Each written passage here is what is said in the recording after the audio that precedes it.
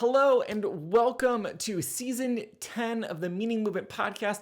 If you're watching this, if you're hearing my voice, this is the culmination of a ton of work that my team and I have been doing over the past few months to get ready, to get prepared to 4x our production with this podcast. You may have heard me talk about before how important the Meaning Movement is to me personally and how much I've wanted to see it to go to new places, and how I'm kind of just throwing everything at the wall, see what sticks, kind of blowing it up to see what's going to happen. And this episode and this season of the next couple of months of doing 2 episodes per week is a piece of that process for me. So I'm so excited to be here with you, to be doing this together. So welcome to season 10.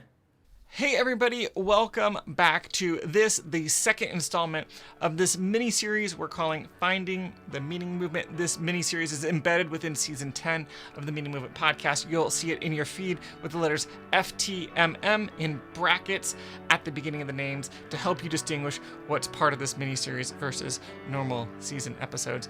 In this series, I'm welcoming Lulla. He's a partner at Fruitful Design and Strategy as a co-host for some build in public style conversations about the Meaning Movement, about my work, the current state of my work, and some of the problems that I'm having with my personal branding, with my business, with marketing issues that he and I have been working together on behind the scenes. And with this series, we're pulling back the curtain. My hope with this series is that you'll see how I'm wrestling with some of these ideas in my life, and you'll have takeaways for your own life and your own journey, the questions that you're asking, to see how we're answering them. For me, hopefully will be an inspiration for how you seek answers for you. It's not necessary that you go back and listen to the first episode in this series, but it may add a layer of depth and color to the conversation here.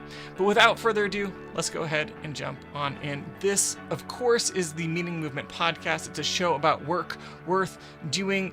I'm here to help you level up your life, your income, and your career. If that sounds good to you, then stay with us today with my co-host for this mini-series, Lulla. We'll be right back.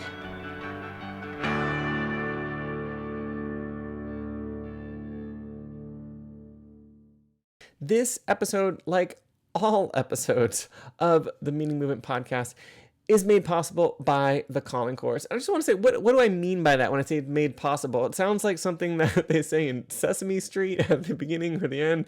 My kids love Sesame Street. What I mean by that is this is a bootstrapped project. I have a course called the Calling Course. It's what I consider the cornerstone or flagship offering of the Meaning Movement. That course is all about work, all about purpose, all about navigating this space of these questions of who am I? What is my life about? Where am I going? What's my contribution going to be? Whether that's right now, in the future, whatever it might be. This podcast has expenses. We pay for those expenses via sales of that Calling Course, also through sponsorships. I'll share a little bit more about in just a moment. But I wanted to just, instead of talking about the Calling Course here today, wanted to share some words from a recent member of the course. This is Ryan. He sent this over and gave me permission to share this with you. So I'm going to read from him his thoughts on being a part of the Calling Course. He says, discovering more of who I am and how that connects to the world in work is an overwhelming process. It can be hard to know where to start and easy to feel stuck. The Meaning Movement has been a great acceleration, affirmation, and help in this to me. The Calling Course specifically offered new perspectives and a deeper invitation into who I am and how I can walk the path to becoming my fullest self, connected to others in a mission through work. I love that so much. The combination of material, questions, and direct coaching through Q&A is powerful. I recommend it to anyone doing the hard work of walking deeper into their call. First, thank you so much, Ryan, for those words. They are just so fantastic, and I couldn't have said it better myself, which is why I'm reading them here. If you're listening or watching and you want to know more about the Calling Course, the course I open up for enrollment periodically. I don't have a set schedule at this time, but the best way to know when it's going to be the next enrollment period is going to be opening is for you to be on the email list. You can get on the email list anywhere at themeaningmovement.com. You'll find a bunch of subscribe boxes around the site, or go to the Calling Course, thecallingcourse.com. There is a free mini course. It gives just a small taste of what the calling course is all about. If you join that mini course, you'll be sure to be on the list for our next enrollment. So if any of that sounds exciting and enticing to you, make sure to jump on the email list, and then you'll be notified when that next enrollment period opens. I just want to take a quick moment to talk about sponsorship. I've always said that this podcast, this endeavor, is made possible by the calling course. What that means is it's self-funded, it's bootstrapped, but we are opening the door to sponsors to come alongside us if they're a good fit for our audience. So if you have a business, a service, or work for someone who does, that would like to get in front of an audience like ours, shoot us an email at podcast@themeaningmovement.com. We can tell you more about what we have to offer by way of our audience and sponsorship opportunities, and we can take the conversation from there. Podcast@themeaningmovement.com. Thanks so much. Raj, we're back for another episode of what we're calling Finding the Meaning Movement. How are you doing today? Great. Thanks for having me again. I feel funny. I feel like inauthentic saying, how are you doing today? Because we literally just wrapped up the recording of the other episode. But for the optics, it feels like that was the right thing to say. And now I feel bad about it. But I'm just going to building in over public to you. here. Yeah, building in public, which is kind of where we left off. And I don't know, maybe just turn it over to you to give you the reins to keep the conversation going. Yeah. So in the last episode, we talked about, admitting burnout and finding kind of this moment of crisis. Really, we didn't use that word in the last episode, but that's kind of what burnout is. You're working and you're working and you're working, and you don't feel satisfied by it. And certainly we could connect the word meaning and satisfaction. So obviously there's something off there. It doesn't feel right to us. And of course we're in the right place for that, the meaning movement to kind of rediscovering. That's why this is finding the meaning movement again, or maybe even finding the meaning in the meaning movement, but that's a little cumbersome. So we went with finding the meaning movement.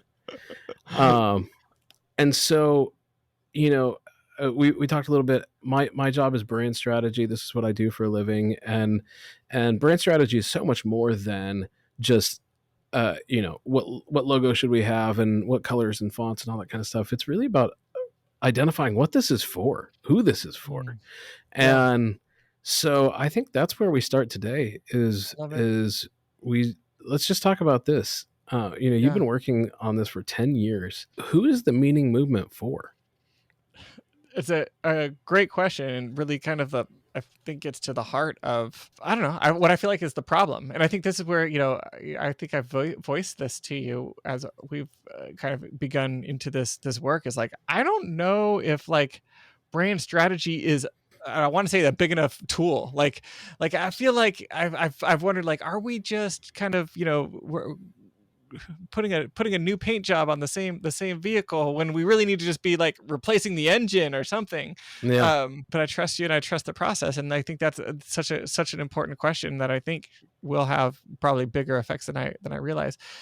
The meaning movement, how I would have answered that before our work together, is anyone looking for more meaning, more purpose, more fulfillment. And I still think that that's true to some degree. I think that where you and I have maybe focused some more of our attention recently is really kind of thinking about it in terms of people who are outwardly successful in some way, but inwardly don't feel that they are successful, or have some question, some doubts about that. And I think that's kind of the direction that we feel like things are headed. Yeah, and so, because we're building this in public, let's talk about this for a second. Yes, the meaning movement is definitely a place for anybody who wants to find more meaning. But especially if you lead a business or have any kind of product out in the world, what you need to realize is that narrowing down to the people who will be most successful here. It really, Dan said, is brand strategy and sharp enough tool? Is it a big enough tool to do all of this? The way I think of it is that brand and marketing, they're the tail that wags the dog. Because when we talk about how do we talk about this, then we start asking the questions of, okay, but what are we really talking about? Who are we really talking to? Who's going to be most Yes. successful here? And so I do think it's a big enough tool, but it's because it leads us to these other deeper questions that, you know, that make us really wrestle with, am I even really offering the right product? Even the podcast, even the email list, all of those things, are we really connecting with the people who need this the most, Hmm. who will find the most success here? So going to your answer there, of people who have some semblance of outward success but don't feel it internally, let's Hmm. unpack that a little bit, because it's counterintuitive, right? Hmm. If I'm successful, why don't I feel successful? Yeah. And so one of the things that you and I identified in that was that it's because a lot of us have a lot of different roles. And so can you talk about that a little bit? Like, Yeah. how could I maybe feel financially successful but not feel successful in another role in my life, or maybe the other way around, feel good as another role but not, maybe the money's not following. Can you talk about that Totally. a little bit? Yeah, yeah, I love it. I love it. Well, I think it all kind of comes down to like competing priorities. That at any given moment, we have, people are dynamic and complicated entities, beings, and as we think about success, and how we think about, define success, it you have to ask that question of to whom. Like, Mhm. is it success according to your bank account? Is it success according to your manager? Is it success according to your spouse or partner or kids or parents or culture or religion? And you could go, on and on. And the challenge is that often each one of those names, those entities might have different definitions, and sometimes Yeah. those definitions might very much be in opposition to each other, let alone yourself. I didn't even include that. Like, do you feel successful? But like, maybe what feels like success to you is not what's called successful to your family. And I think for, many folks who, especially if you come from a family with a lot of expectation as far as, caring, of being responsible or carrying the family name, or Yeah. whatever might be, like, I think there are some folks who can feel that just extremely palpably. Just to illustrate that, even in my own life, like, I went to a ministry school to be a youth pastor because I thought that's what I was supposed to do. And so, Yeah. and it fit well with, with my faith. It fit well with, the subculture that I had grown up in. It fit well with my parents, and what they volunteer a lot of their time at ministries and things like that. And so, like, it checked off a lot of boxes, but then when I got into that job, it was just a really poor fit for me in many ways. Mm. And so, from outside, like, that would be a great, very successful, role for me to be in, but inwardly, there was a definite misalignment of who I was with the job. And so, to go back to that, I think the bigger question of how do you define success, the first, I think, that is like, in essence, the very question of how do you define success, and who do you allow, which voices do you allow into that conversation, I think, is a really Yeah. important part of it, because you can't be successful to everybody. Yeah, and I think a really easy example of this would be that first Christmas when you get married, because to be a good husband or wife in that situation, and be a good son or daughter, and also possibly even being a good employee. Our first Christmas, we were in Southern California. My family is based in Nebraska, and so wanting to fly back, I would have had to take vacation time that I didn't have. So I had to Mhm. decide if I was going to do that. Which, does that make me look good or bad to my job?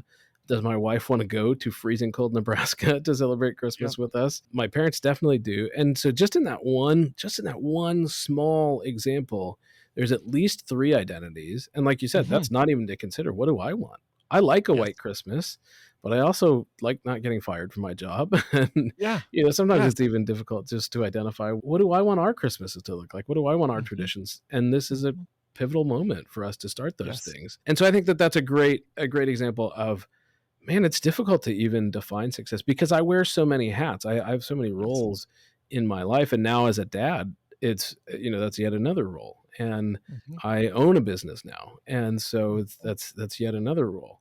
So that's what the meaning movement is for. It's, Yeah. we can be successful.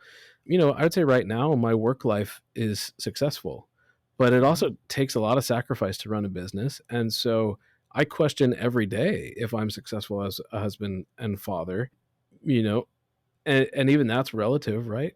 Because Yeah. my wife grew up in a family where her father was not present, and so to Mhm. her, my involvement in our family is incredibly successful. Yes. But it's maybe not up to my own standard for myself or my family of origin. Yeah. And and then there's also other things in my life that I care about, Mhm. and am I connecting with all of those things? Am I fulfilling all of those things? That's hard.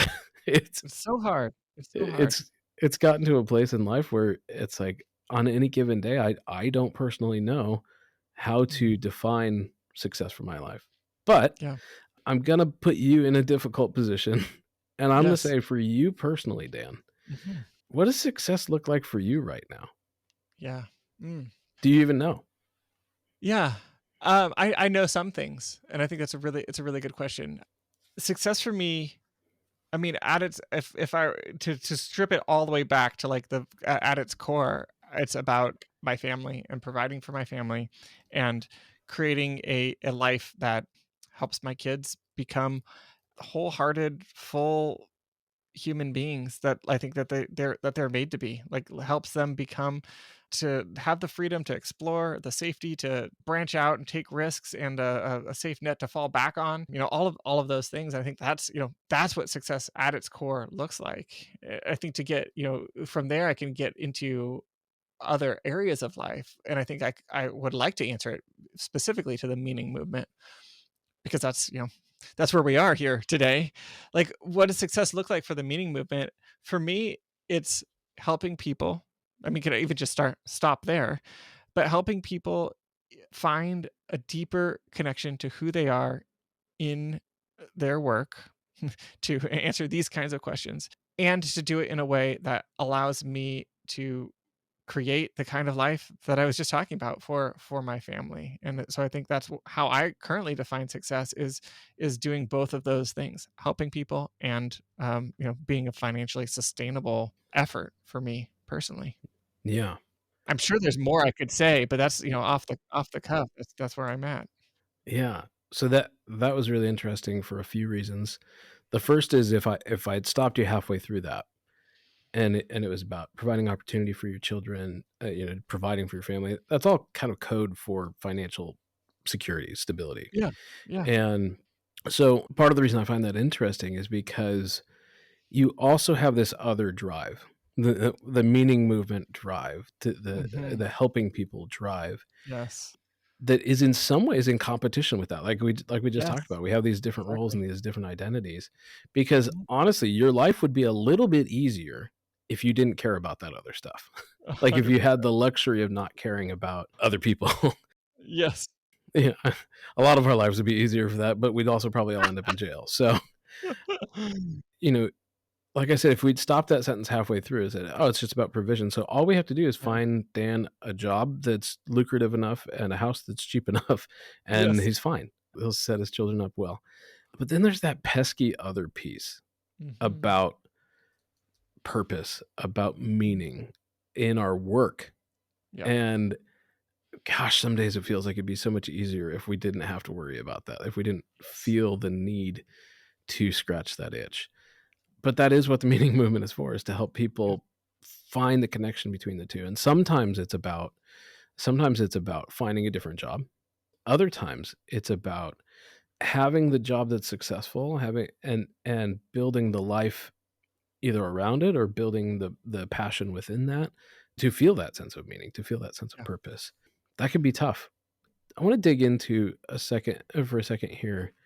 You've talked a lot in this episode and the previous episode about providing for your family for financial security. Again, it's kind of the code words for that.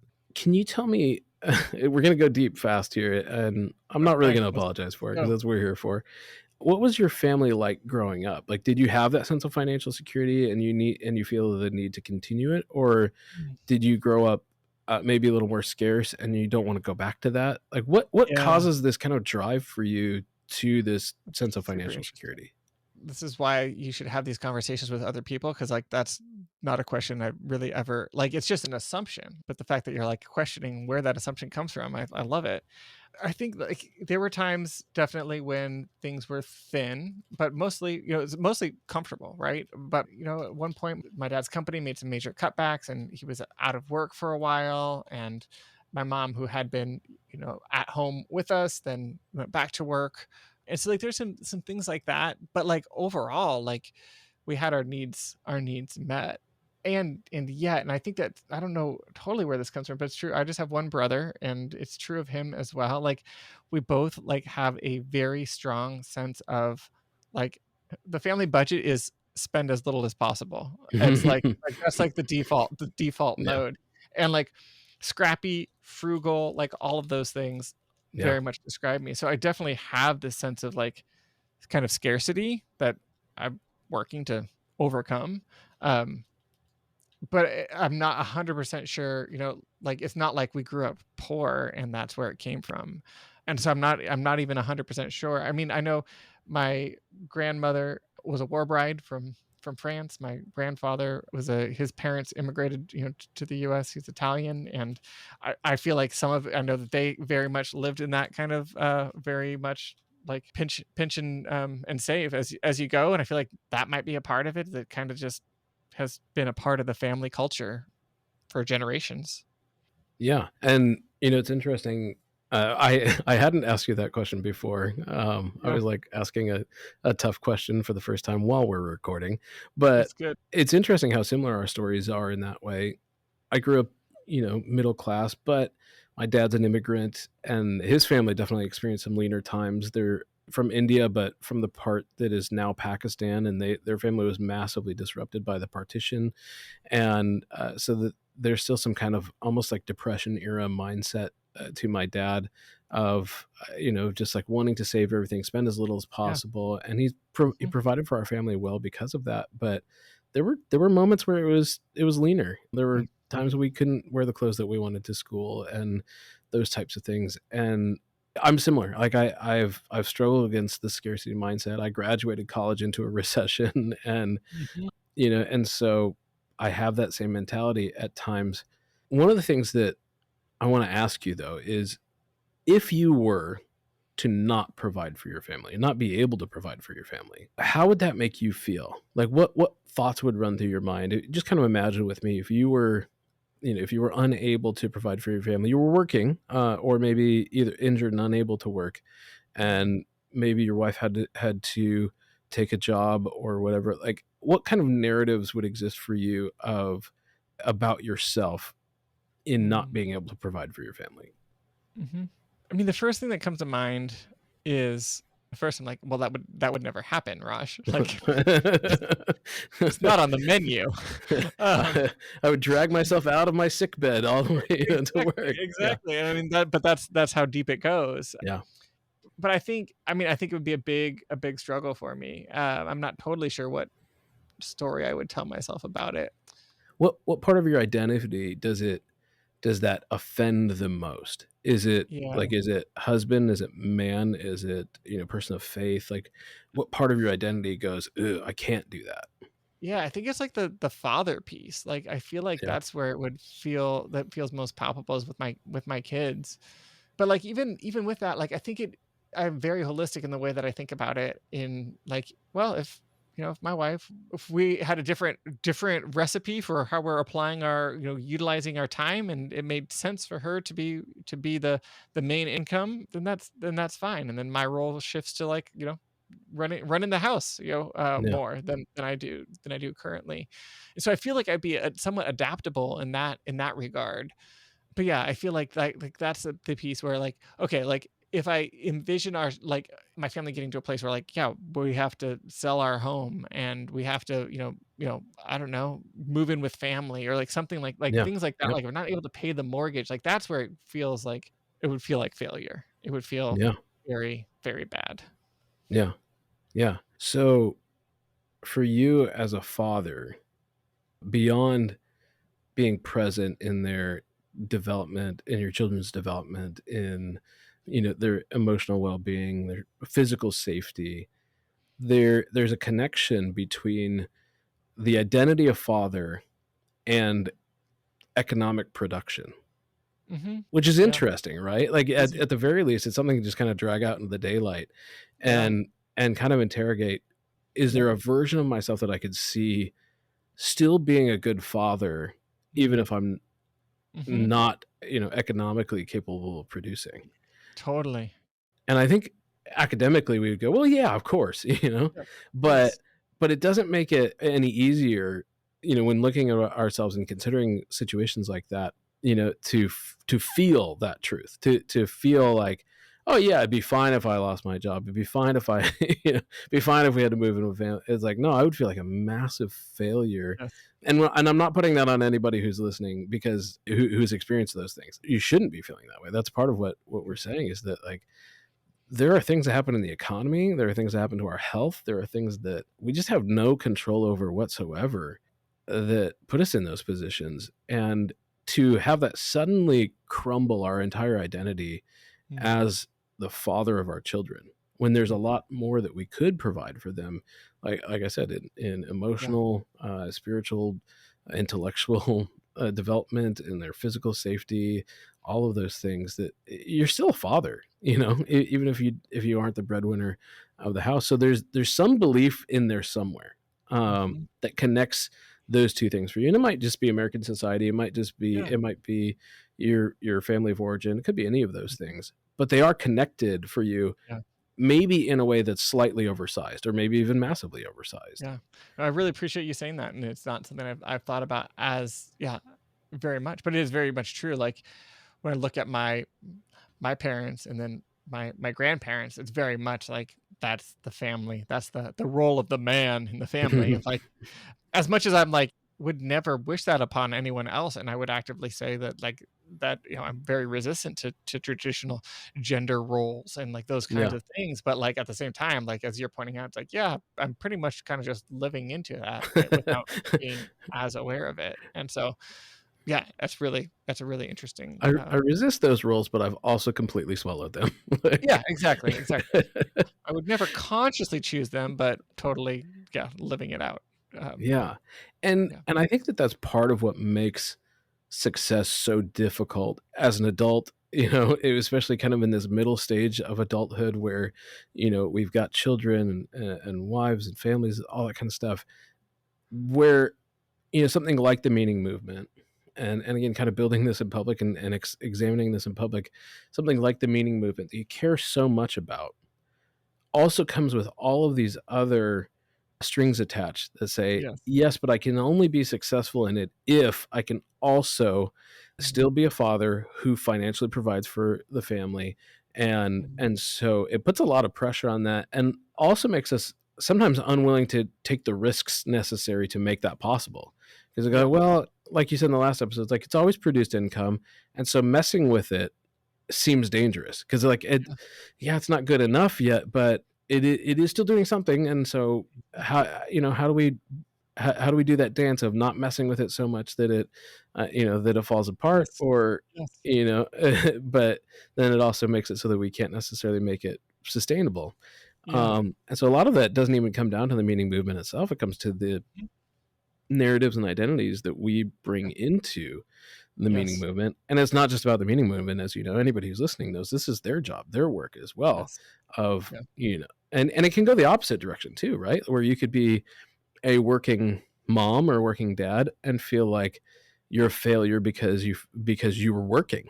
So it's not just about the economic piece of it or traditional Yeah. gender roles. It can feel like whatever narrative plays in our head, that I should be home, or I should be doing something else, or I should be doing better. Mhm. Those priorities compete with us and make it really hard. It's so easy to just get locked up and not feel like we can make any changes, because otherwise the whole house of cards will kind of fall down. Yes. Well, I think that you're exactly right, and I think that it's, yeah, just so much of a parallel to listeners, to everyone has been in these situations where, like, you have something that's working okay, and are you willing to, give up that good thing or whatever goodness is coming from that for the sake of the hope that something better could emerge from it? And I feel like that's a question that like often like I mean that's why people stay in the same job for too long. It's because they have that job and they can't imagine something better enough what's the right word, enough better enough to be worth the risk of sacrificing, of losing what they have, right? Whereas, if you're willing to, to blow it up and let something else emerge, like if you can have the hope that that's possible, then you can, then only then are you willing to make change. And I think that's what's brought me here with the meaning movement, as I, I think I articulated in the last episode, was like that I'm at the point where it's like it's got to go one way or another. It either needs to burn down or emerge as something new, but And it's take not off. until Yeah. like I've felt that pain of being where it is long enough and that is palpable enough that I'm willing to take that risk. And I hope for listeners that you can apply that to your own life of whatever risk that might be on your horizon.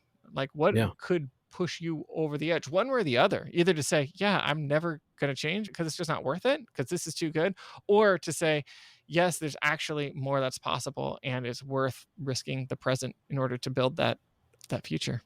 Yeah.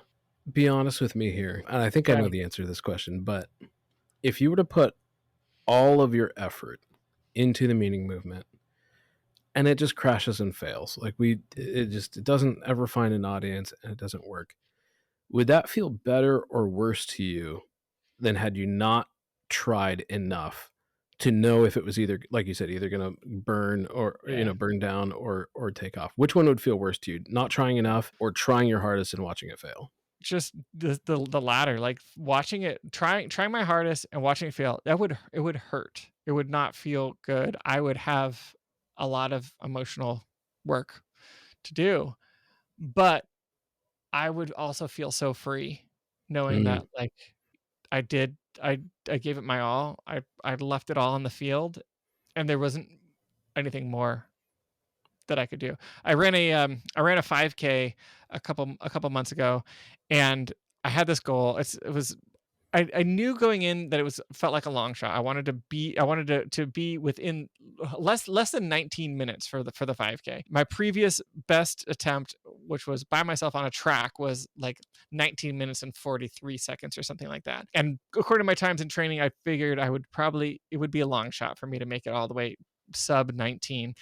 And it was the first time I'd ever run a race with, at least in the last like 15 years, with other people. And so there's like many variables, and on a course that I wasn't familiar with, I ended up at 19 minutes and like 46 seconds. So not only was I far off my goal, but I didn't even beat my PR from the time before, which I was really confident that I would. I was really discouraged when I, like crossed that line, saw the time, and just was like panting, like I worked hard, but like was so frustrated about it. And then I posted my run on Strava, which is like a sports like social. It's like a social network for runners and bike and cyclists and sports. And so and you can see you can choose how much data to share, but I like just put everything there, the pace and everything. And I said a few words about it.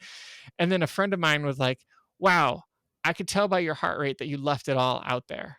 mm, And I was like, I hadn't even looked at my heart rate. And then another friend commented on something similar, like, wow, like, holy cow, that's like an all out effort. And like, I kind of get emotional, like thinking about this. Like, and then I like looked at it and I was like, like basically like redlining like that whole time. mm, mhm, And like to be able to say, like, it totally like reframed the whole thing for me that like I gave that, like, there wasn't anything that my body could do differently in that race to produce a better outcome. Like mm, it was 100% maximum effort for 19 minutes and 46 seconds, or whatever it was. And like that I performed to the best that my body could in that current training state, which isn't to say that I couldn't train better and do better next time.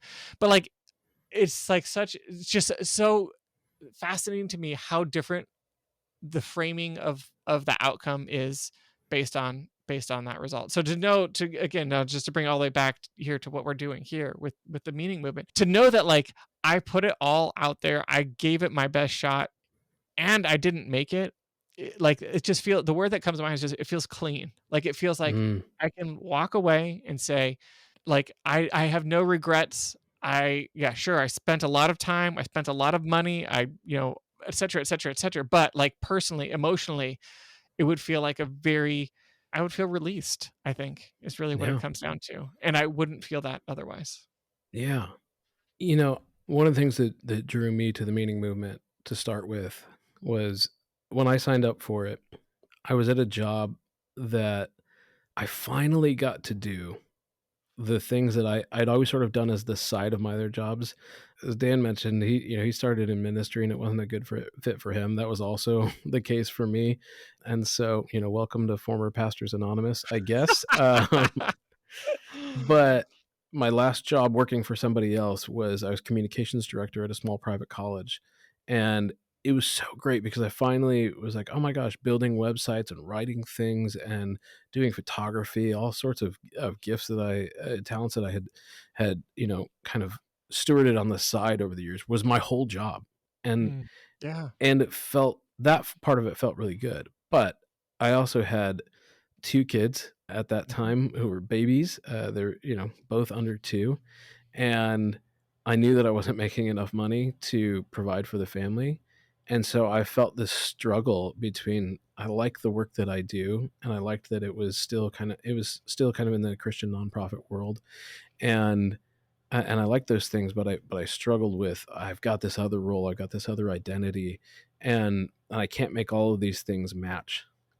And that's the struggle, right? That's Yeah. why, we look for other people and say, okay, can you help me find the way through this? Can you help me maintain my sense of meaning and at the same time, provide for whatever other roles or whatever other things in our lives that we need to.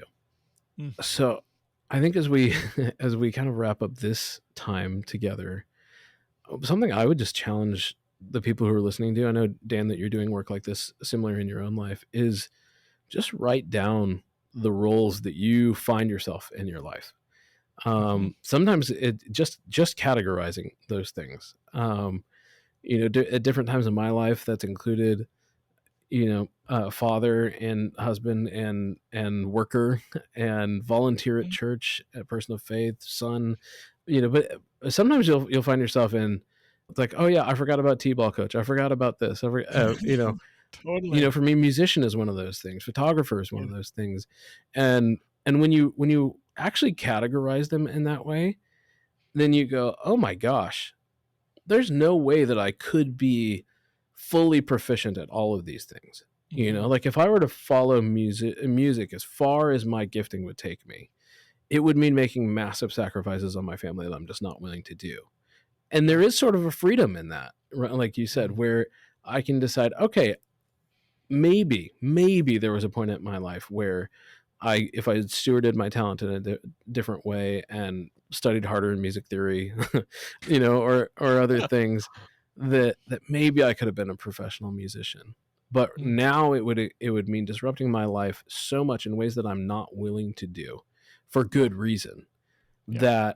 that I cannot follow that, but I can enjoy it as a hobby. And so it kind of has Mhm. right-sized music for me. I bought a mini Taylor guitar last year to play on the couch with my kids and teach them songs that I love. And that's enough right now. And even for the rest of my life, that would probably be fine. It's the right Yes. size for that thing in my life. So again, I would just Mhm. challenge everybody to write down those roles that you play and try to think of as many as possible. The things that Mhm. you have identified yourself as over the years. Yeah. Weirdly for me, one, it's like I'm a writer, and somehow in the middle of owning a business, having 3 kids in 37 months, going through a global pandemic, all those things, I managed to write a book. I'm still not sure if that was a great idea, but I did it. Yeah. And part of it was that sense of feeling like I need to steward this gift. I need to do this. But now I'm also, having finished the first one, I'm also kind of in a place of I've got 3 other works in progress started, but I'm not devoting the same kind of time to them at this moment, Mhm. because I need to deal with, my mental health and the burnout from last year and all that stuff instead. And so it's Yeah. okay for me to kind of push pause on that identity at the moment, because it's the right thing to do for the other priorities that I have. So again, just Yeah. categorizing those things, just writing them down. And then if you want to go farther than that, just writing one sentence like I asked Dan to do earlier, just like, what does success look like in Yeah. each of those things? Yep. That's a huge start on trying to make sense of why you could maybe feel successful in one or two areas of your life and then feel either like you're failing or even just middling in all these other areas of your life.